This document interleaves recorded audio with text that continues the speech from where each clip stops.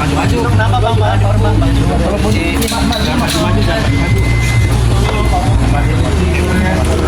Bang sini bang. Agak sini Bang dikit. sini bang. Silang kamu sini bang. Kenapa itu bang? Bang sana. Oh lukanya. Mungkin bang. Sebentar, udah bisa. Dah. Udah bang. Mana Ini aja bang, udah bang nyerung bang. Wita mana? Saya butuh kesaksian dari mereka tadi malam. Cepat apa?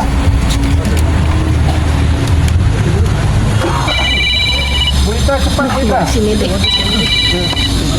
Baik. Ayo turun. Dah aman.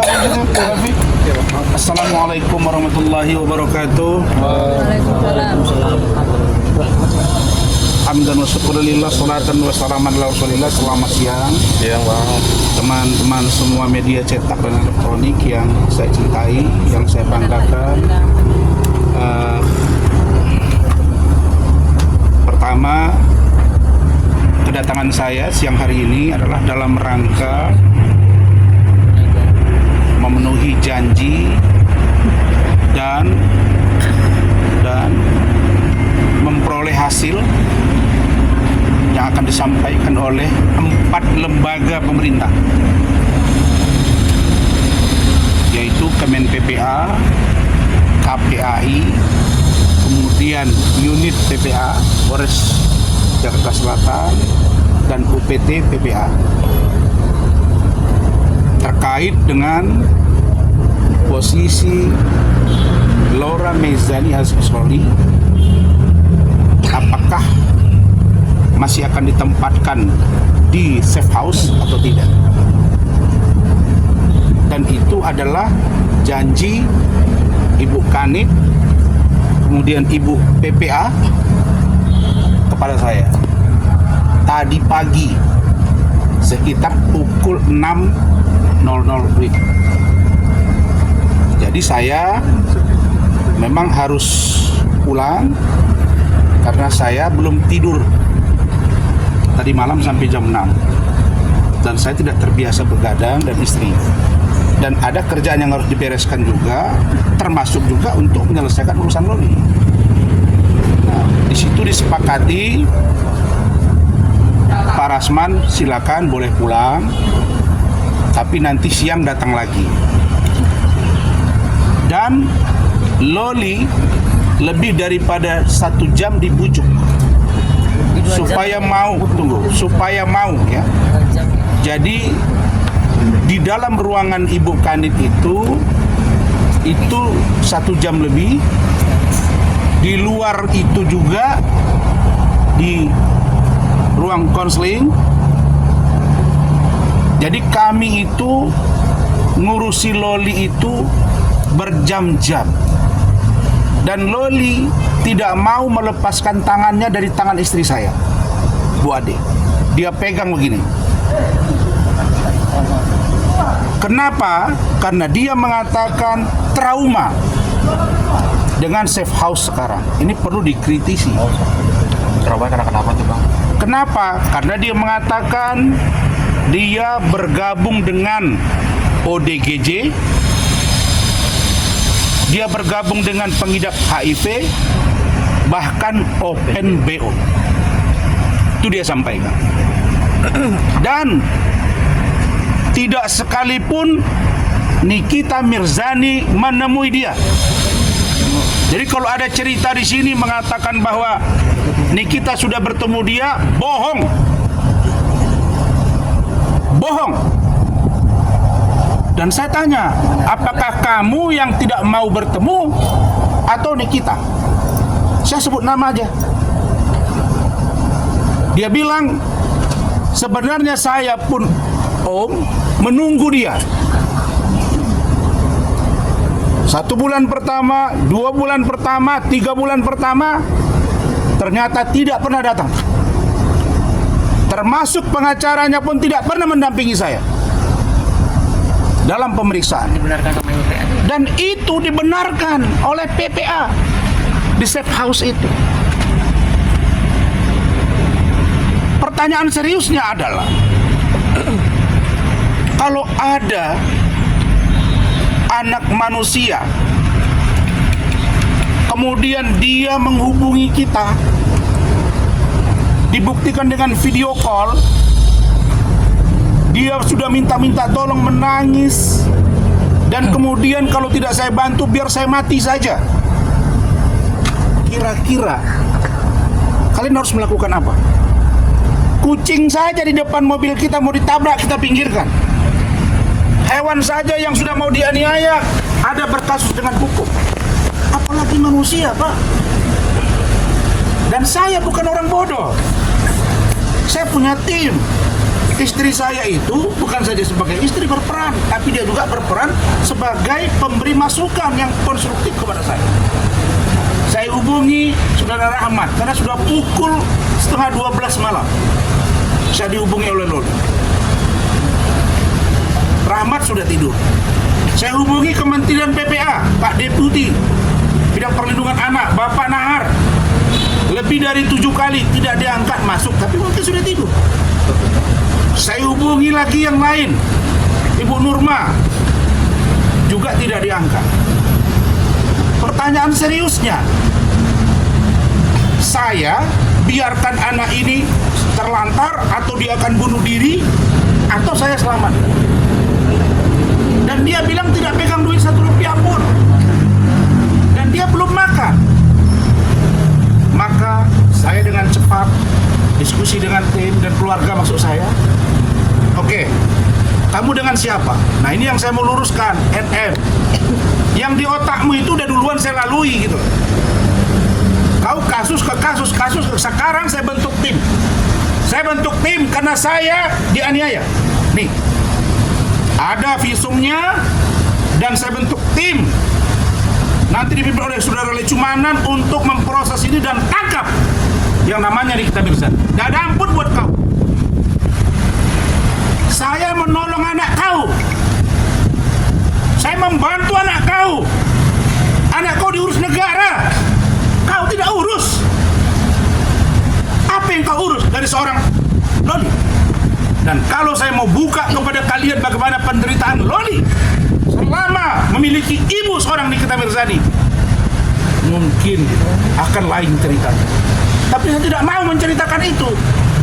Semua percakapan saya via Zoom, via video call, itu direkam oleh istri saya.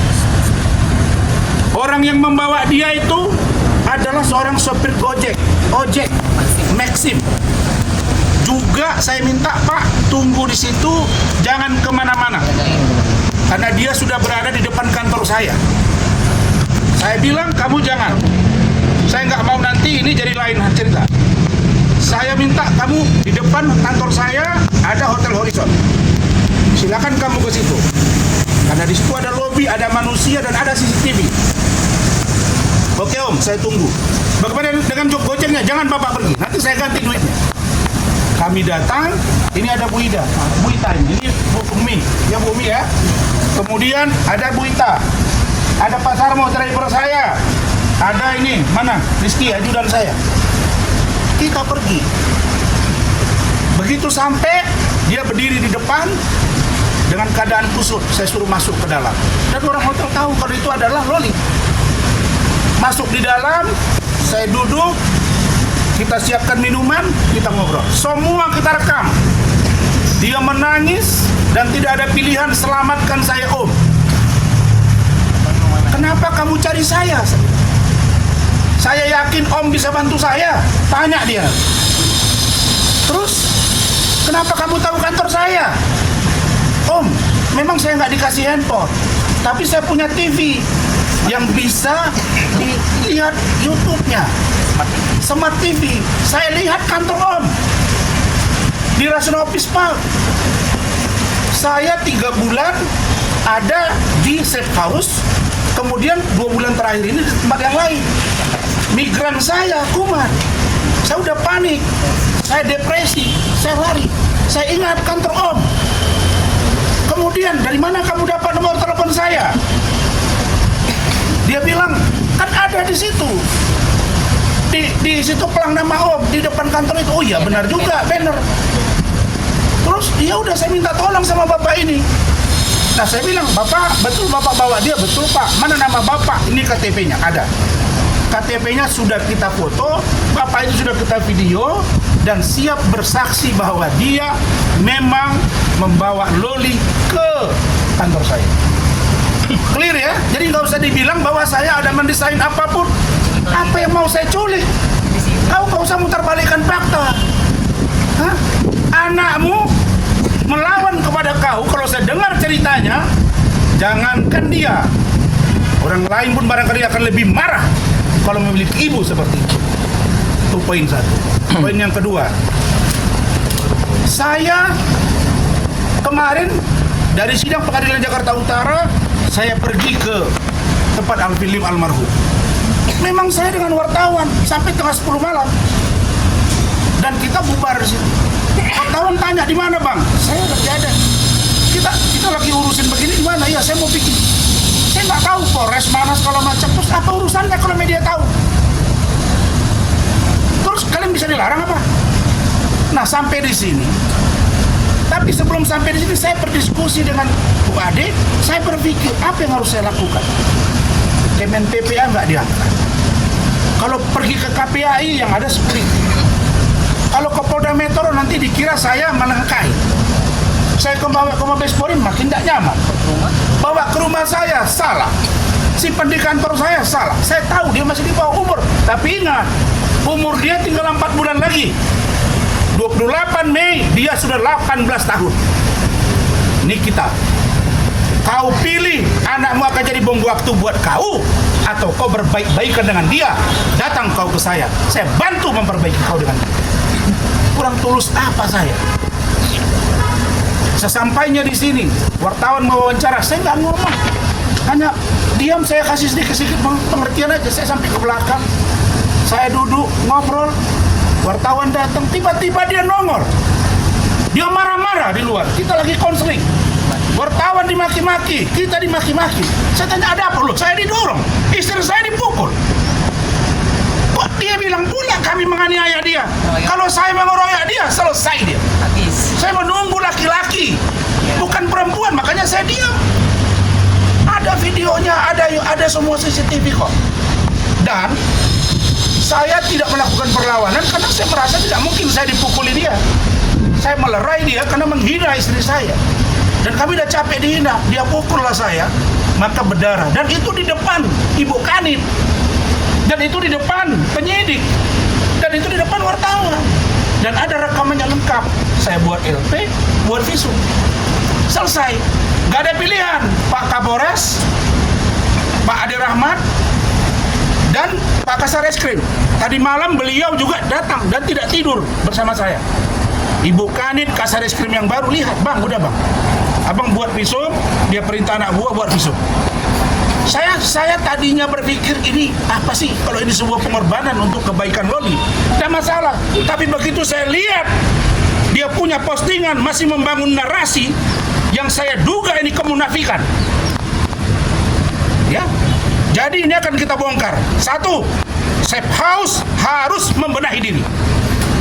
Kalau namanya safe house apa? Rumah aman. Kalau tidak aman, tidak nyaman, namanya apa? Di mana sejarahnya orang digabung-gabung? Itu satu. Yang kedua, kalau ada orang yang sudah merasa dirinya diterlantarkan dan dia tadi malam mau buat LP, melaporkan Nikita Mirzani, terus atas nama anak di bawah umur, terus ibunya bilang ini anak saya, terus dia dibiarkan sampai dia mati. Apa begini? Cara penegakan hukum? Nggak bisa, bos. Jadi selamatkan anak ini. Dan Loli itu bilang, Om, dia lagi pacaran. Dia sedang di Paris. Saya di sini apa? Dan banyak perbuatan dia di rumah yang saya tidak mau buka kepada kalian, yang sangat tidak pantas kami dengar dan kami saksikan. Itu kata Loli. Saya sebenarnya menahan. Kalau saya keluarkan Loli dari atas, ramai urusan itu. Tapi saya akan lihat bagaimana semangat untuk bagaimana Loli diselamatkan. Teman-teman, saya minta dukungan yang telah kalian berikan itu sampai tuntas agar Loli bisa menjalani hidupnya dengan tenang, dengan nyaman. Dan 4 bulan ini adalah masa perjuangan yang berat bagi dia. Urusan saya dengan Bu Ade laporan itu kami anggap nothing dan akan kami hadapi. Saya kira itu bagaimana curhatan seorang Loli biar disampaikan istri saya Bu Ade Suryani. Silakan. Ya gini ya, saya juga kaget tadi malam kan kita baru pulang dari dari rumah duka ya Pak Alvin. Saya kan mandi tuh bulan sampai jam 10 malam mandi kan, itu gedor-gedor. Mimi ini si Loli nih apa nih nelfon gitu. Hah, Loli mana? Itu Loli si Fadel kata gitu. Loh, bukan jadi di safe house. Iya nih dia lagi ini nih lagi nungguin nih, lagi di kantor. Saya bilang sama Rasman, itu bener nggak Loli? Nanti kita ditipu atau ada yang aneh-aneh, aku bilang gitu. Terus coba deh cek video call lagi. Dia punya handphone dari mana? Handphone itu yang punya Bapak Gojek. Udah di video call sama Pak Rasman, benar dia kan. Baru aku pastiin, aku video juga tuh. Rekam kan, oh bener nih si Loli nih. Udah nangis karena aku udah gimana mati gitu. aja. Iya, aku kalau nggak ini udah mati aja deh gitu kan. Tadi kami panik juga, sampai Barama tuh obatnya ketinggalan, harus minum obat malam-malam itu. Jadi kita langsung pergi gitu loh. Ini juga skopor data biar ini kita tahu siapa ibunya kan. Ya gimana kan, maka kami buat kamera vaksin kan. Nah kami datangin tuh si Loli di kantor. Kami tanya lah semua di situ. Di Hotel Horizon itu disaksi banyak orang. Dan saya kaget, saya lucu aja bilang ada ARP katanya kita penculikan gimana anaknya di sini. Penculikan kita antar baik-baik ke sini tuh, bahkan Loli itu cerita semuanya, bahkan itu Loli nggak mau ngelepasin saya. Dan tuh gini, bukan cuma nggak tanya ibu, bukannya di kamar mandi dia ikut. Loli kamu tenang aja, kalau nggak saya nggak mau saya kamar tante saya ikut. Gak mau pisah sama Om Rasman. Saya nggak mau Om tolong selamatin saya kayak dengan gitu. menangis. Dia nangis, dia cerita semuanya bagaimana dia di rumah adik-adik. Aduh, saya sebagai Miris. ibu ya. Kaget selama ini jujur deh saya tuh respect loh sebenarnya sama ibunya. All out sama anaknya, seorang ibu tunggal gitu kan. Single mom. Tapi begitu saya lihat Loli ini, wah kacau. Bener deh, saya juga seorang ibu ya. Waduh kok begini. Nah, kami di ruang konsul kan sambil cari solusi ini gimana nih. Loli nggak mau lepas, Loli nggak mau ditinggal sama kita mau serahin ke sini kan, udah kamu di sini aman ini, enggak mau kita cari solusi. Tiba-tiba datang tuh punya